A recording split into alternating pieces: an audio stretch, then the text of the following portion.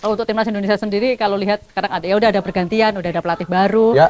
Nanti kita udah nanti sedang berjuang di kualifikasi Piala Dunia. Ini belum pernah terjadi sebelumnya ya di sejarah sepak bola Indonesia. Kalau ngelihat, kalau dari kacamata Kang Abu sendiri seperti apa sih ini tentang masa depan timnas Indonesia ini? Iya, tim nasional sekarang sudah terlihat semakin maju ya. Tim nasional yang betul-betul menjadi pusat perhatian ya di boleh dikatakan seluruh dunia ya. Tim nasional sekarang Indonesia. Bahkan seorang Patrick Kluivert yang betul-betul seorang legenda dengan segudang prestasinya mau sekarang menjadi pelatih tim nasional Indonesia. Berarti ada potensi kan, ada potensi lebih yang dimiliki timnas kita saat ini. Bisa lolos Piala Dunia nggak kira-kira? Harapan saya sih seperti itu. Kalau sampai lolos ke Piala Dunia, ini akan membuat sejarah yang tidak bisa dilupakan ya. Dan saya berharap apa yang menjadi harapan Mbak juga kan, harapan saya juga seluruh masyarakat Indonesia bahwa tim nasional Indonesia bisa menciptakan sejarah yang akan dikenang sampai anak dan cucu-cucu kita nanti. Dari 4 pertandingan tersisa nih, lawan Bahrain, Australia, Jepang sama Cina. Kira-kira berapa poin nih kira-kira, Kang? Saya tidak mau berkalkulasi setiap poin yang harus didapat tim nasional ya. Yang penting ketika berhadapan dengan salah satu negara, misalkan besok melawan Australia dulu, tanggal 20 Maret. Ya, kita berbicara masalah Australia dulu. Ujian yang sesungguhnya itu ketika melawan Australia. Kalau lawan Australia kita bisa mencuri poin, tidak kehilangan poin, nah itu akan membuat rasa optimis kita semakin bertambah. Jadi jangan terlalu dibebankan dengan 4 pertandingan, kita harus gini-gini kalkulasi kayak gitu. Nanti kalau berbicara masalah kalkulasi, sulit juga. Sulit ya benar. Mending stepnya satu persatu. Kita runtut pertandingan ini, kita persiapkan, fight di situ, masalah hasil akhir, asal 2 kali 45 mereka berjuang mati-matian untuk lolos bersama. Nah ini bisa kita bicarakan lagi di pertandingan selanjutnya. Sebagai mantan striker nih, salah satu PR-nya timnas Indonesia kan di sektor penyerang ya.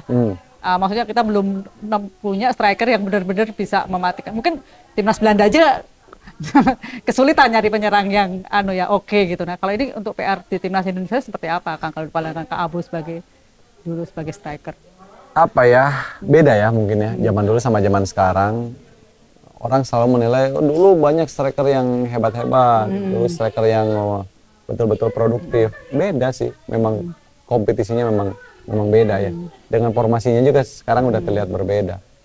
Jadi para pemain yang sekarang mendapatkan kesempatan ke tim nasional, karena gini ya Mbak ya, bukan strikernya yang tidak bagus sih sebetulnya, tetapi tim lawan sekarang lebih bagus dan tim lawan semakin mempersiapkan dirinya itu lebih dari yang kita sekarang lakukan. Mungkin itu salah satunya gitu.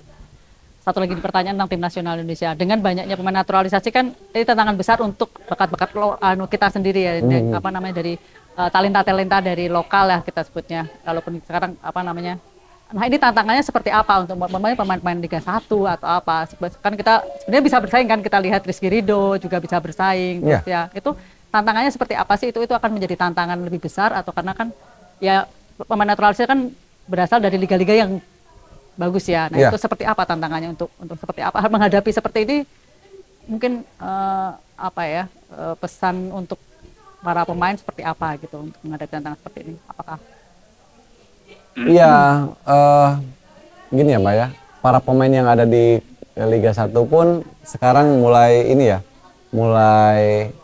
terlihat, maksudnya tidak terlalu jauh juga ya. Ya, oke. Bahkan kalau kita melihat role modelnya Rizky Ridho, Rizky Ridho memang menonjol pemain yang satu ini, kalau tidak menonjol ya nggak tim nasional kan.